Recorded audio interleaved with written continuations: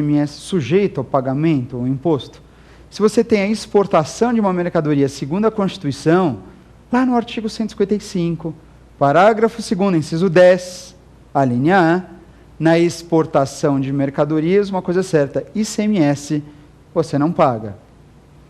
Percebe que, nesse caso, ele só falou do ICMS, ou melhor, a Constituição só falou do ICMS. Eventualmente pode ter um ou outro imposto que seja afastado também, e certamente tem, mas eu estou dando um exemplo de uma unidade específica do ICMS, que só é ele afastado na exportação. Tudo bem? Então, a regra constitucional, neste caso, dá um exemplo de uma unidade específica para o ICMS na exportação de mercadorias. Perfeito? Tudo bem. E no âmbito municipal? Tem que ter algum exemplo ou não necessariamente? Bom, não necessariamente, mas tem? Tem. No âmbito municipal, existe uma única imunidade específica, lembrando que nós temos 3 impostos municipais. Você tem o IPTU, que é o imposto mais conhecido. Você lembra do ISS também, imposto bastante famoso, imposto sobre serviços. Mas é justamente do imposto restante que tem a imunidade descrita na Constituição. É do ITBI, o Imposto sobre Transmissão de Bens Imóveis. Vamos lá. O ITBI. Bom, o ITBI, ele incide naturalmente, acabei de retratar o seu faturador, a sua hipótese de incidência, ele incide sobre a transmissão de bens imóveis entre vivos, desde que essa transmissão seja de natureza onerosa. Perfeito? Quando você tem a transferência de um imóvel, uma situação onerosa, bem, você vai ter a incidência do imposto. Porém, vou imaginar que você esteja bastante interessado em participar de uma empresa, você quer comprar uma parcela da empresa, quer se tornar sócio da empresa, você quer participar da sociedade de uma empresa. Para isso, você deve lembrar muito bem que você é responsável pela integralização do capital social. Uma responsabilidade empresarial bastante importante. Eu preciso integralizar o capital social. E para isso eu tenho que pagar a parcela que corresponde à minha aquisição. Você pode pagar isso em dinheiro ou então, por que não, entregando um bem imóvel como forma de pagamento. Tá bom. Quando você entrega um bem imóvel que é seu, pessoa física, para a empresa, pessoa jurídica, você não está transmitindo o bem? Estou. Você está transmitindo o bem. Você não tem como negar para mim que não há transferência de titularidade, porque existe a transferência de titularidade. O imóvel é da pessoa física, foi transferido à pessoa jurídica. Tudo bem? Que existe a transferência de titularidade, não tem como negar. A pergunta é, neste caso, incide o ITBI? Não, segundo a Constituição.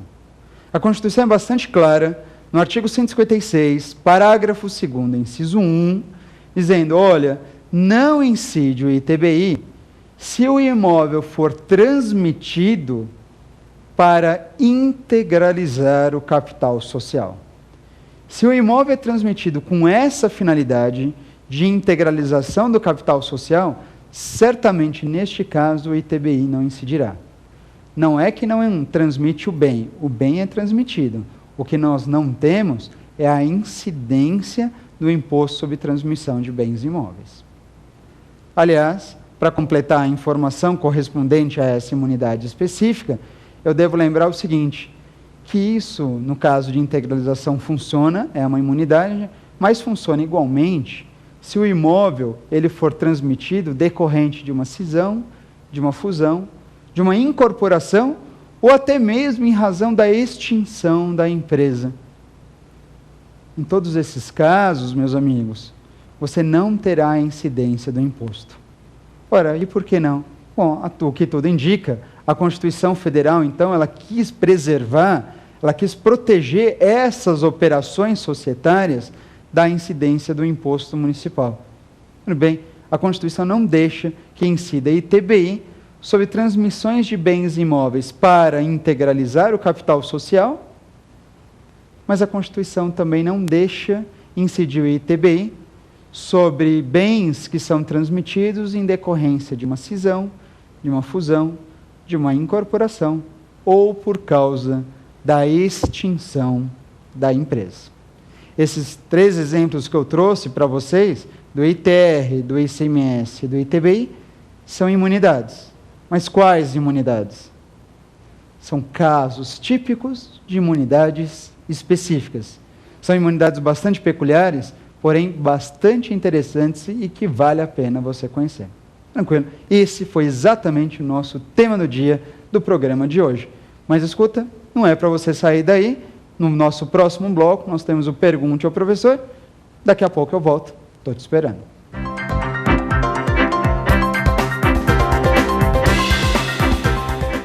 Voltamos então para o nosso segundo bloco, Pergunte ao Professor. E exatamente nesse segundo bloco eu vou ter condições de responder a sua dúvida, que você já encaminhou, e vou ter o prazer aqui de esclarecê-la. Tudo bem? Lembrando que você pode e deve participar desse nosso programa. Quem sabe você, com a sua dúvida, não forma um novo programa, e eu estaria aguardando para que eu possa, então, realizar esse programa, que em virtude da dúvida que você encaminha, através do nosso e-mail, provafinal@lfg.com.br. Tudo bem? Não esquece de mandar sua dúvida, enfim, sua sugestão, para que então eu possa responder aqui, ou então montar um programa só especialmente voltado para você. Tudo bem? Perfeito?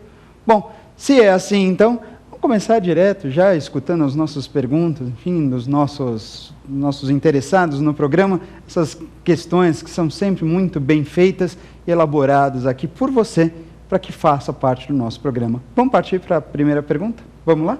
Professor Alessandro, qual a diferença entre imunidade, isenção e não incidência? Bom, imunidade, isenção e não incidência. A pergunta é bastante interessante, porque ele está lembrando que, neste caso, nós temos regras de não incidência. Eu vou levar aqui em consideração uma classificação que é feita pela doutrina como regras de não incidência.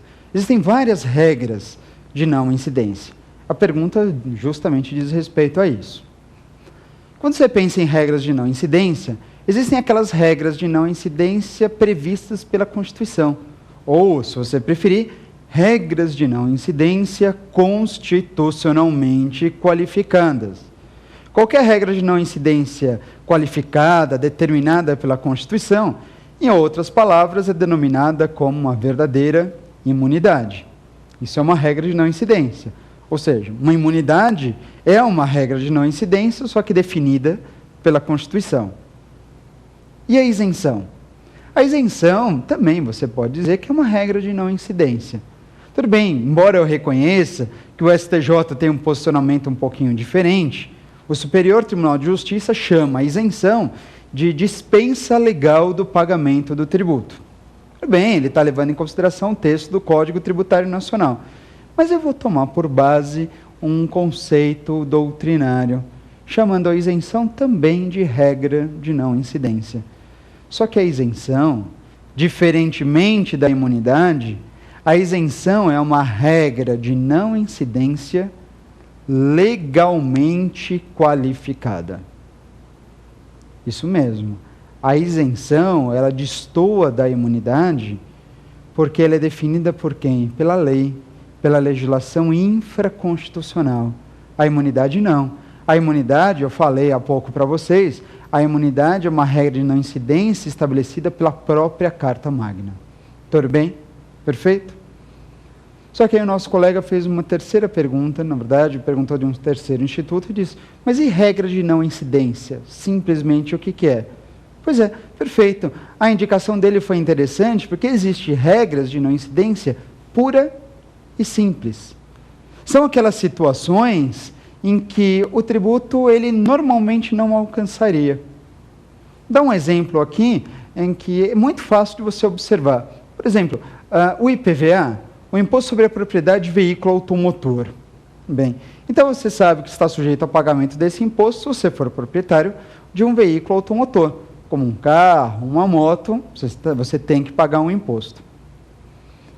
Agora você pergunta o seguinte, professor, mas olha, eu vou até o trabalho, eu vou de bicicleta, é o meu veículo. Tudo bem, pelo fato de você possuir uma bicicleta, você está sujeito ao pagamento do IPVA? Você diz o quê? Sim ou não? Não, você não paga o IPVA. E não paga o IPVA por quê? Porque embora o seu veículo, seja o seu veículo, não é movida a motor. Bom, mas o IPVA